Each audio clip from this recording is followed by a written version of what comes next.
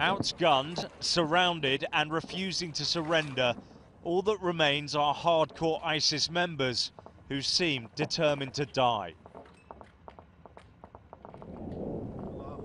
Above, coalition jets prowl through the night skies, helping them towards that end.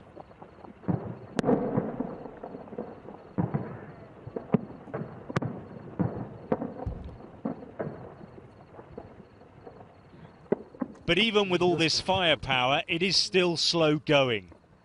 This battle could be ended in a matter of hours, yet it isn't, because ISIS is using human shields.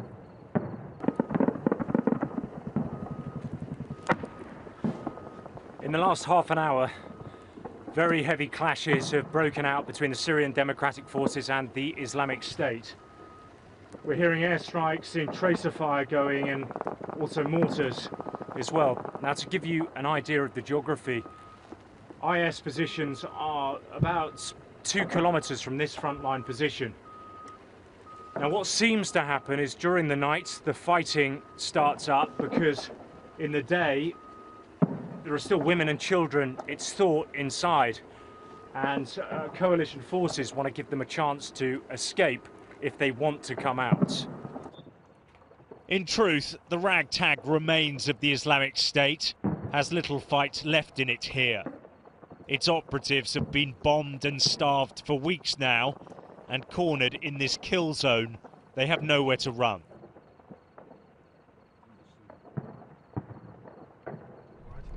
This desert wasteland is where the cult of ISIS fled after their strongholds of Raqqa and Mosul fell. The streets are full of smashed buildings. Everything has been destroyed.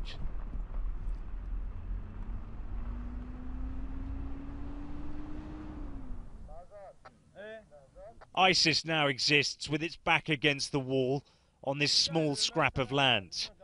Its fighters living in tunnels. And under the makeshift tents, there may still be ISIS families refusing to leave, and maybe even hostages. During the day, when the fighting does stop, IS loyalists can be seen moving around on motorbikes. But how much longer what's left of IS's proto-state can survive is no longer the question.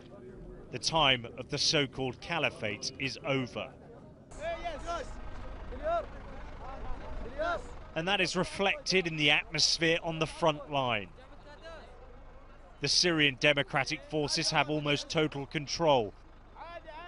They know their enemy's defeat is close. The fight for Baghouz has already been won in everything but name.